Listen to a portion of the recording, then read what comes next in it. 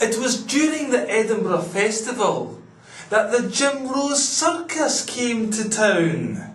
For those of you who are unaware, it is a circus with a very different kind of clown. They are Jim and his pal Igor, a psycho covered in tattoos.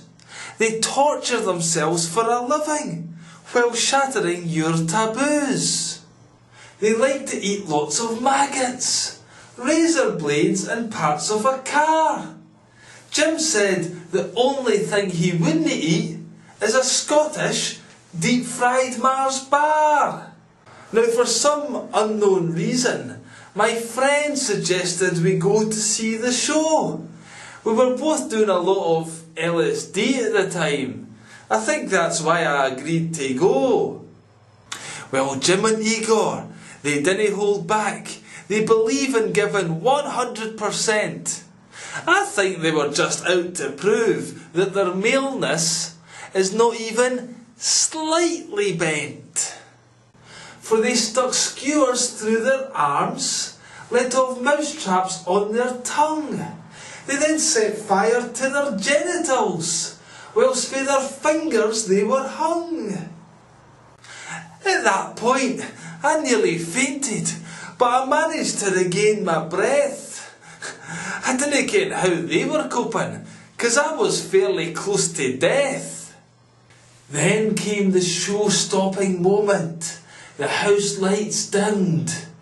Igor drank a jug of man juice, and it wasn't even skimmed.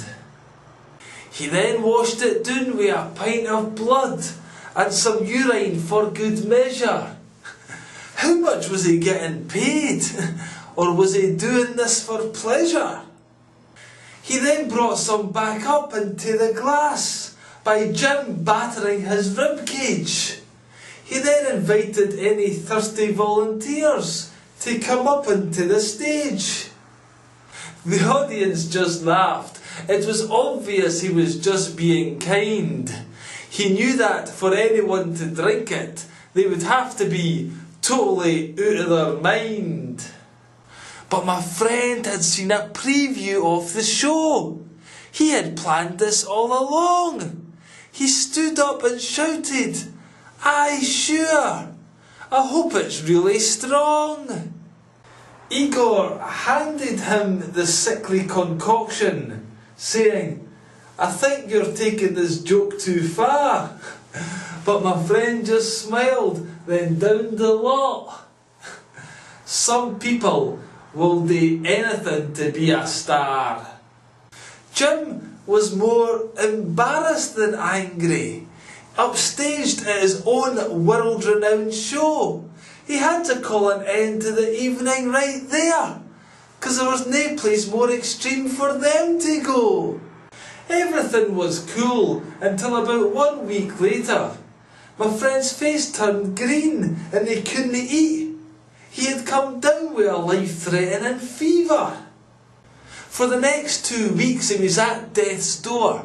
His stomach refused to accept a thing. He then asked me the stupidest question I've ever heard. He said, "Do you think drinking Igor's spew made me spew my ring?" It was at that point I realised that our friendship had to end. And ever since I've been off the acid, I've never seen my psychotic imaginary friend.